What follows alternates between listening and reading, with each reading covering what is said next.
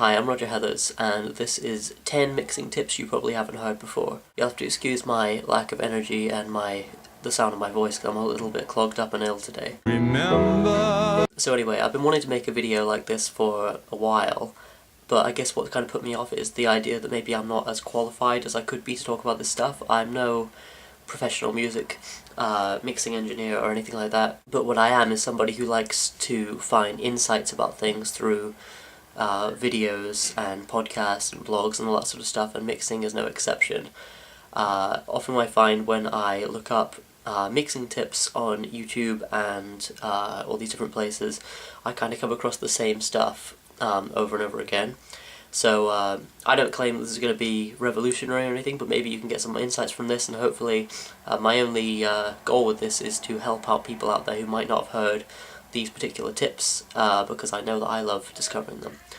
So without any further ado, this is number 1. Okay, we're going to start with a kind of obvious one that gets banded around, but one that really can't be overstated enough, which is high-pass filtering. Okay, so high-pass filtering, for those who don't know, is letting all of the high frequencies pass through a filter, and all of the low ones get cut, okay? So if you are mixing an electric guitar, for example, or a hi-hat is an even better example, you really don't need anything below 50 Hz EQ-wise. You really only want those mid and mostly high frequencies, so you can cut everything below you can cut everything below 50 or even 100. I'm quite brutal when it comes to my cutting. If something isn't a bass frequency, to me it doesn't really need to have that 100 or 50 below, so I cut that off. So this achieves a couple of things. One thing is that it allows all of your different parts to fit together like a jigsaw a lot more easily, so your kick-ins sound bigger, but also it makes the mix sound more clean because you aren't constantly battling against these unnecessarily low frequencies. So really, when you listen to a mix, you want your kick-ins and your grooves and stuff to be reliant on these lovely warm bass drum sounds and bass guitar sounds and bass synth sounds. You want those to really shine through, and they can't shine through quite so much if you are clouding up or muddying up that bottom end of the mix with a bunch of microphone stand rustling and boomy kind of stuff. So you want that space basically reserved for your kick drums, bass synths, and any other bass instruments you might have. Number 2. Okay, number 2, as I just alluded to, every instrument in the mix should have its own carved out space. Now there can be overlap obviously, but if you think about this in extreme terms, which can kind of help to prove the point, you really want it so that your kick drum has a frequency range, your bass guitar has a frequency range, your snare drum has a frequency range, your guitars have a frequency range, and your vocals have their own frequency range, etc., etc., and your hi-hats and cymbals, etc. So everything kind of fits into the EQ diagram in its own particular way.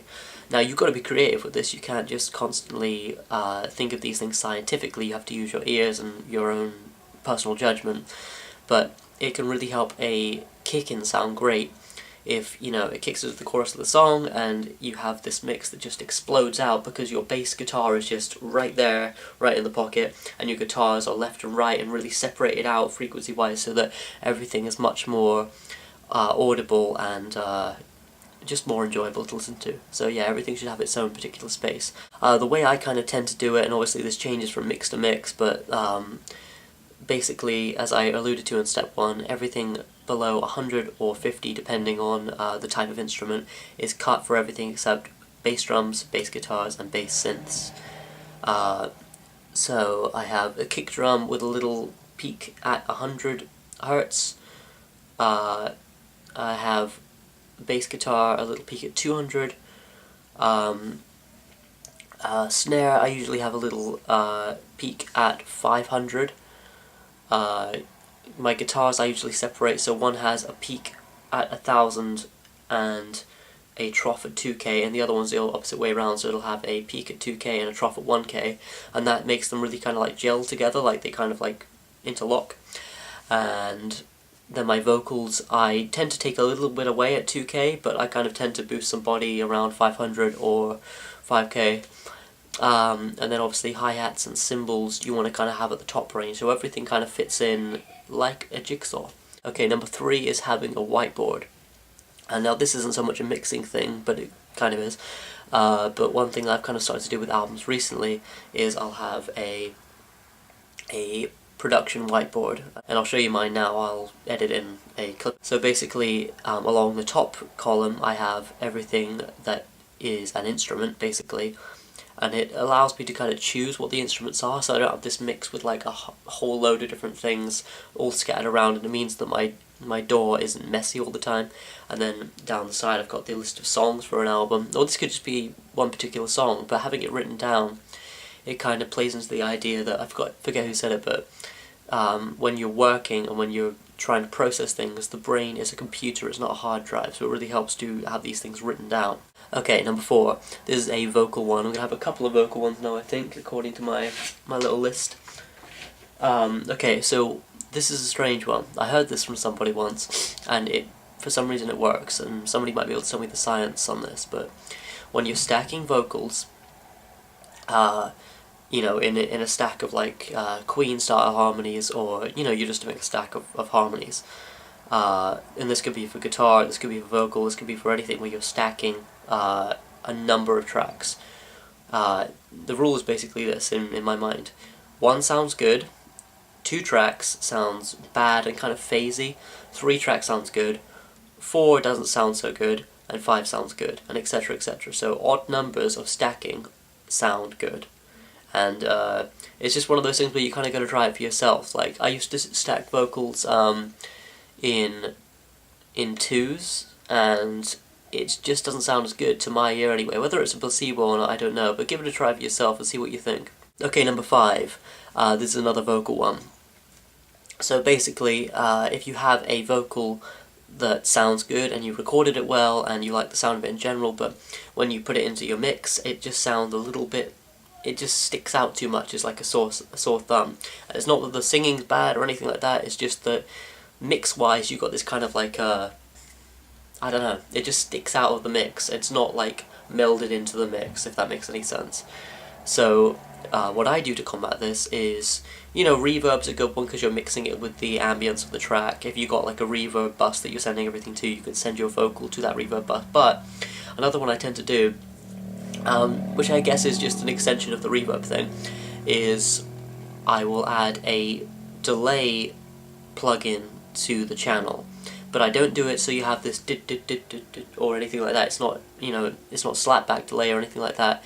What I do is I have it set very, very fast, like a slapback, I suppose. So I have it set to, because I use Logic, right? So I have it set to 16th or 16th triplets or something like that, something very fast. And what I'll do is I'll put the repeat up really high, so that, you know, it just goes on for like a long time, like 10-15 seconds or something like that. So you've got this, like, you know, it'll be like your original signal will be like bap, and then you'll have ba ba ba ba ba ba ba ba ba ba ba, like that. Anyway, and so you have your repeat up, but then you turn your wet down, okay? And this works sometimes even better if you do a stereo delay, which Logic has as well. So basically by turning the wet down and turning the repeat up, and having a high speed, it kind of makes this sort of like rounded edge to the hard shape of the vocal track, and this works really well for lead vocals, especially if you've got a lead vocal that sticks out. Add some delay, like I just said, with those parameters and see what it sounds like, because it generally tends to smooth out. It's like sanding down the sides of a rough edge so that the vocal kind of sits more in the mix. And beyond that, you can obviously like automate the gain and the volume and try and take some if you take out 2K from the vocal a little bit, it kind of stops it from sticking out, but try the delay thing, that's a cool one. Okay, number 6. Force yourself to make decisions by bouncing down as you go. The easiest thing in the world when you're mixing is to procrastinate and go, I don't want to get rid of such and such a track, or I want to add more, and you just end up in this limbo where you carry on working on the same stuff over and over again. So what you really want to do is if you have a stack of vocals and you have, 5 vocal tracks that are doing the same basic thing, you can send to a group so you can control them, but one thing that's really good to do for just the creative process and the mixing process to advance is you can select all of them and bounce them all down to one track, okay? Now make sure they're, EQ'd properly or the way you like them, but once you've got everything sounding pretty much good, not perfect, that's the whole point of this, it doesn't have to be perfect, you bounce these things down to one track, okay? If you have, often I'll have like a stack of strings, MIDI strings, real strings, cello, violin, viola, whatever it is, and it's taken up like 15 tracks, so my computer's running slower, my DAW is running slower, there's not enough processing power to do all this stuff, so by bouncing all these things down, you're saving on processing power, you're making yourself make decisions, like if you can't go back from these things, that's a good thing, right? So you want to be able to mix these things down, bounce them down, you have less tracks in your project, and you are advancing your process and your workflow. Okay, number 7. This is a weird one. It's vary speeding your project up to a higher speed and pitch. Now, like I said earlier, I use Logic Pro, so there is a feature in Logic Pro called Vary Speed where you can make the entire track's global pitch and speed go up or down, right? And you can bring it up to 100% faster than the original track, you can take it down to 50% slower than the original track.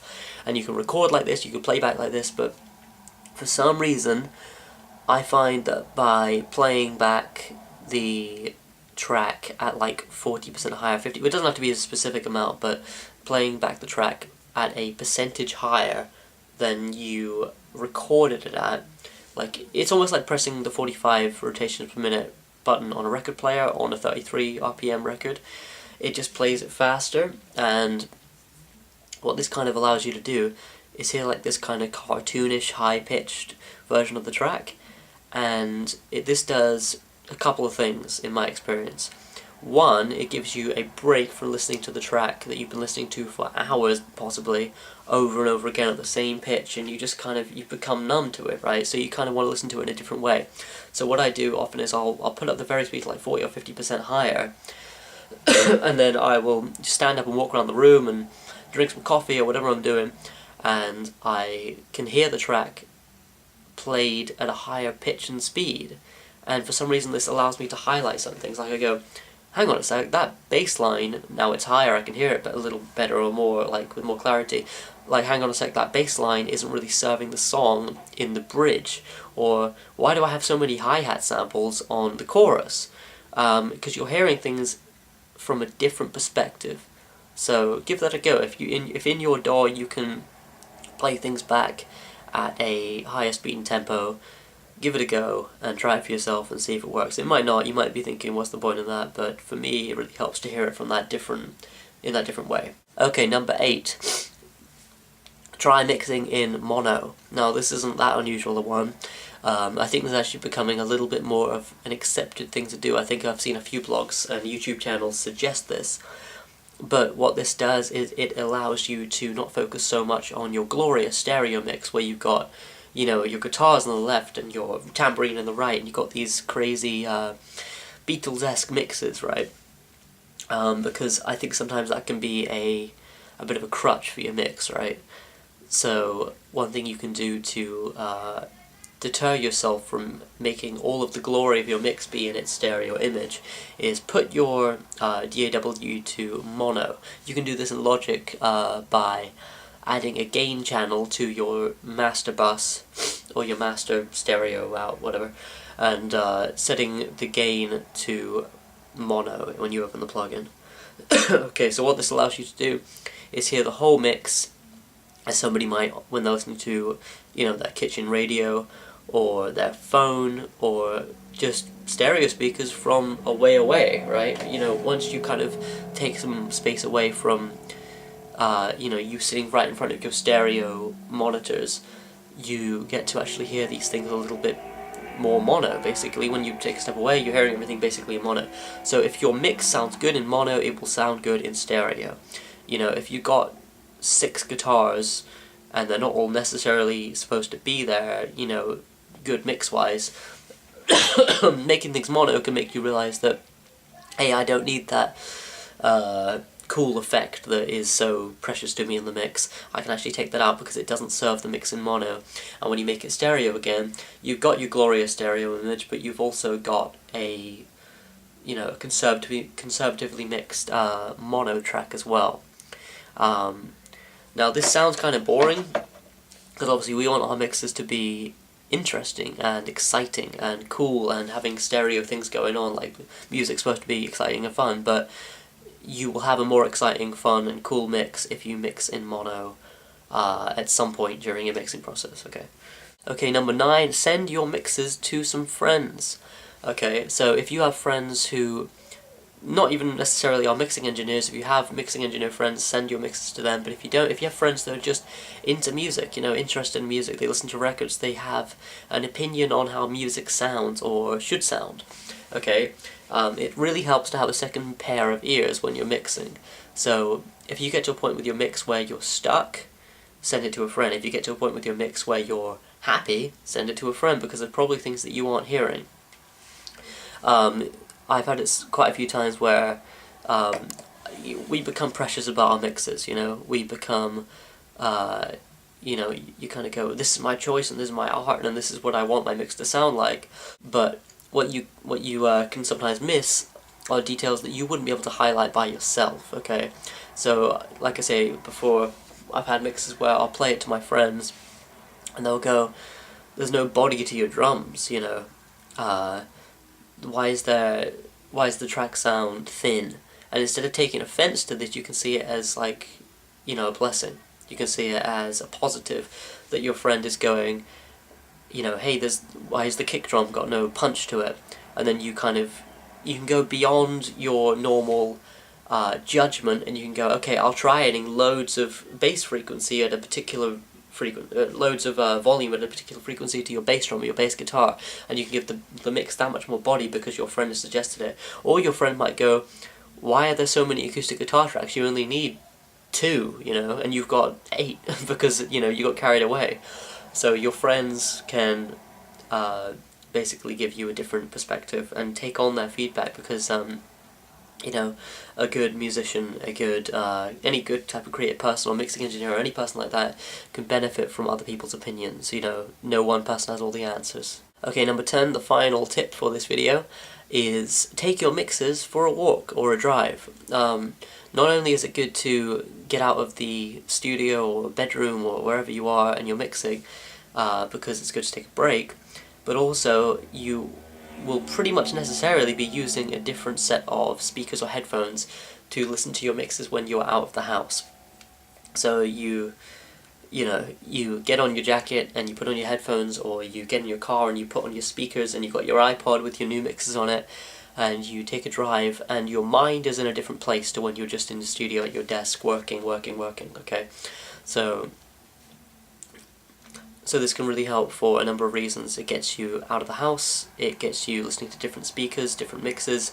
When it comes to listening to different audio sources for your mixes, there's no such thing as too many. You know, if you can get in your friend's car and listen to a mix, that's good. If you can get in your own car and listen to a mix, that's great. Listen on iPod headphones, listen on your iPhone speaker, listen on your MacBook or laptop speakers, okay? Listen on your own speakers, listen on mono, listen on Varispeed, like I said earlier. Listen in so many different ways, okay, because you want your mix to sound good everywhere. But also, you're in a different frame of mind when you're out of the house. When you're just taking a walk, you know, you're taking in what's coming towards you if you're driving and whatever. So you can kind of listen to things differently. It's funny how, like, you can listen to the same mix, like, on your laptop over and over again and not hear the one fatal flaw you made in your mix, and then you take it for a walk or a drive and you go, well, the bass is too quiet, or you go, wow, those hi-hats are really too harsh on the top end frequencies, or you go, why did I put so much of that in there? It's just, I suppose, like, you know, to end the video on some kind of conclusion, you really want to get different perspectives on a mix. You want to be able to kind of get out of the house, or get out of your own perspectives and prejudices. You want to send it to a friend, you want to listen to mono, Varispeed, all that stuff, and get a different perspective on your mix. Okay guys, thank you for watching this video. I hope you enjoyed it. I hope you've found some insight and some nuggets to be able to kind of take into your future mixes. Subscribe for more content, like the video, comment, share it, whatever. And thank you for putting up with me and my my cold, because as you can probably tell, I'm under the weather. So, right, I'll see you guys again soon. Thank you for watching. Goodbye.